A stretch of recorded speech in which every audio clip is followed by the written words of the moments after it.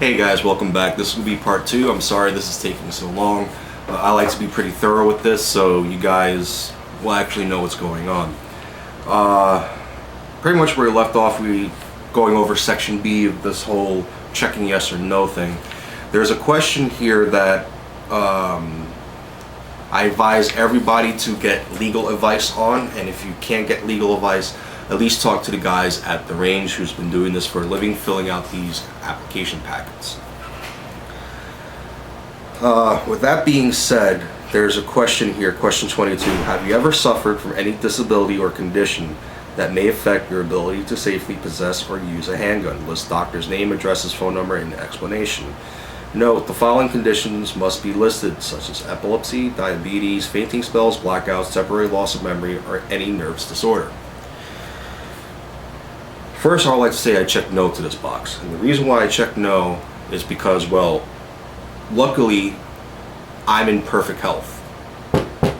Knock on wood. Okay, I'm in perfect health. I do not suffer from any of those type of disorders. I hope I'll never have to go through any type of disorders. Nor I have any type of condition that will prevent me from safely handling my firearm. Or any ailment or anything of that nature. With that being said, I don't know what the scope of the reach of the NYPD would be with this question. The reason why is because it violates your right to privacy with your medical records. Okay, I don't think the NYPD is capable of actually obtaining these records from your doctors because it will violate doctor-patient privilege. With that being said, I'm not 100% about that. I am not advocating for you to falsely answer this question on this application. What I'm saying is for you to do research on that question and to make sure you'll be comfortably answering it, because if you do, you're going to have to supply a lot of your doctor records. Now, 23 to 28 pretty much will result in a lower percentage of you actually obtaining your firearm or an actual DQ. And pretty much what 23 to 28 is going to deal with is about order of protections against you, against a member of your another person in your family, etc., etc. You answer yes to any one of these, you better be ready to provide paperwork, and a lot of paperwork and a lot of documentation. Depending on why the order of protection was issued, will really dictate if it's going to be a DQ or not. Question 28 says, have you used any variation of spelling of your name? Pretty much any aliases. Now, like I said before, you're going to be fingerprinted, FBI and state. Any of you who has a security license in your state or New York State knows that you'll be fingerprinted according to your state laws.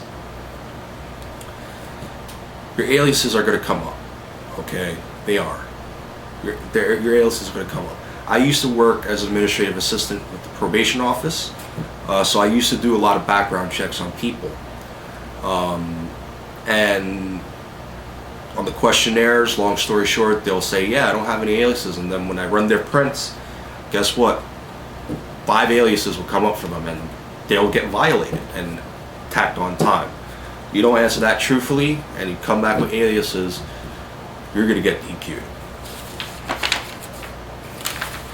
Now, the next page and the last page has to deal with listing the places of residence for the past 5 years.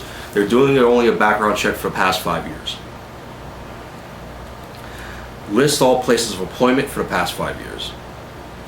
So, this one, you don't have to provide exact dates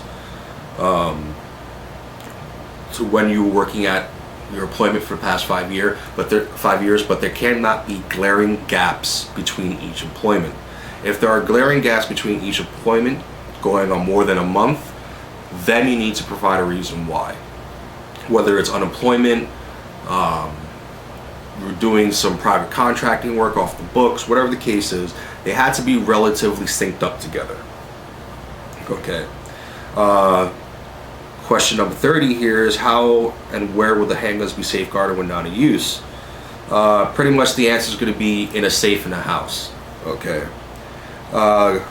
Give the name, address, relation, telephone number to a person who will safeguard the handgun just in case something happens to you. I chose my brother.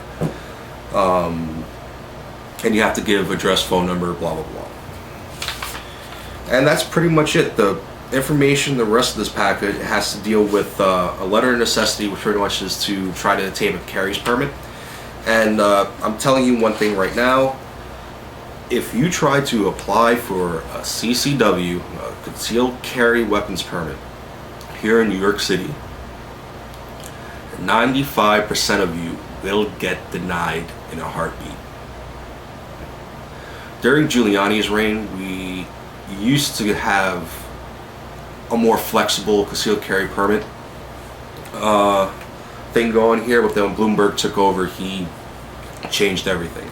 So the only people who could get concealed carry permits are, well, the rich, businesses that deal with a lot of cash, or you're an independent person, let's say like an independent jeweler, for example, that deals in $4,000 or more cash a week, you'll get it. Celebrity, you'll get it. Average Joe Schmo, fuck you. Excuse me for cursing, but this is an adult channel. And then they'll let you know additional documentation that you need to bring if you're applying for concealed carry. Last few pages are about penal codes, gun-free and school safety zones. We all know how we feel about those. Title 38. Pretty much all the definitions that you will need to know. Okay. So that's that. So you go to 1PP, One Police Plaza. You go through screening. You go to the licensing division. You pay your fees. They'll start going over everything. Once that's said and done, 3 weeks later, about 3 weeks, max is 3 weeks, you will get a nice letter in the mail from the NYPD, which will have, you know, your name, date issued, blah blah blah, your application number, which the application number is 8 digits long. The first 4 digits is going to be the year. I applied in 2012, so we'll say 2012, then my actual application number. Okay, so we'll say, Dear Mr. So-and-so, my name is Officer blah blah blah.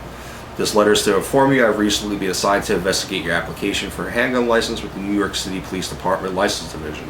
Attached, you'll find the necessary documents, blah blah blah, and how to contact your investigating officer.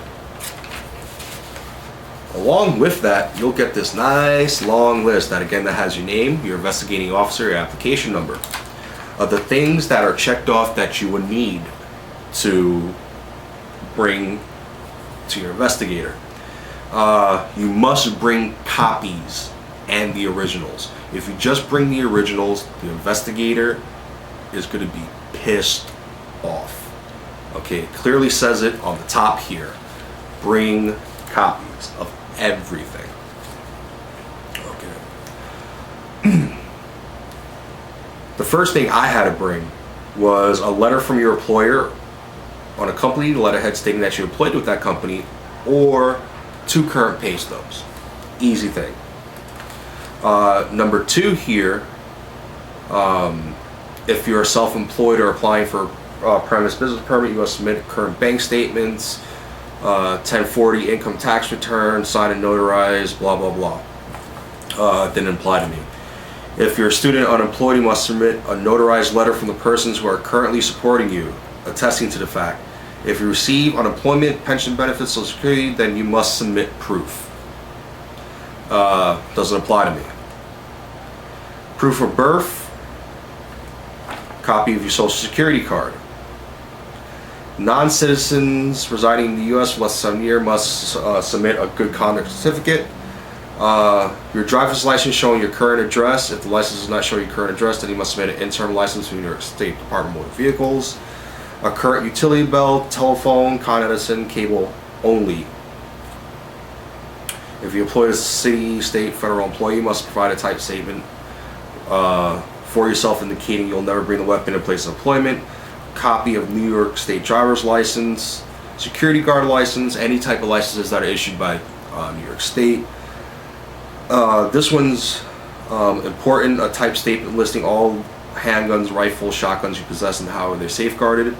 For some reason, this was checked for me. Pretty much they're saying that they thought I already owned a weapon, a shotgun or another handgun, which wasn't the case. It wasn't a big deal, it was just a mix-up.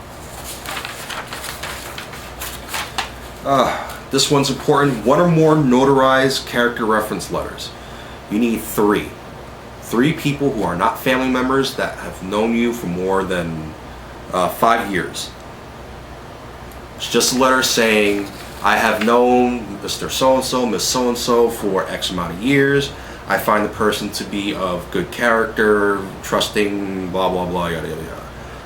If you go to the range and do this, they will take care of everything. All these letters and etc., etc. A type notarized statement from spouse, domestic partner, parents, guardians, or anyone over 18 living in the house must submit a notarized statement saying, I am aware that this person is applying for a license and they're not against it. So pretty much if you have roommates, if you still live with your parents, you live with your brother, siblings, you know, whoever you live with that's over 18 must submit a letter stating that they know that you're applying for this license and they're completely fine with it. A type notarized statement from the person who's going to safeguard your weapon, God forbid if something ever happens to you.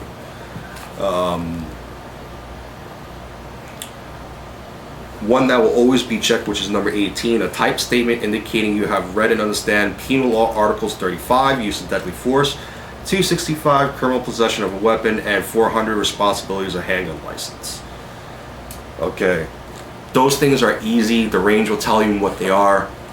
And you can easily look them up on the computer. They're not going to quiz you during the investigation. They're not going to be like, oh, what's Penal Law 35? You know, no. They just want a letter saying that you do know what those are and you have read them. And pretty much a copy of your DMV. Which pretty much when they checked this one off, they found out that you have a driving record and they want to know, and they looked through their database and they find that you had past parking tickets, moving violations, and things of that nature. So if they check that, you're going to have to provide information for that. Okay. So once that's done and over, your investigator will close the case and start working it up the chain of command. About an additional, I would say 3 to 5 months, you will get a letter stating if you have been denied or you have been approved. I'm going to end the video here. There's going to be, unfortunately, a part 3. And I'll pick up where I left off. Thanks, guys.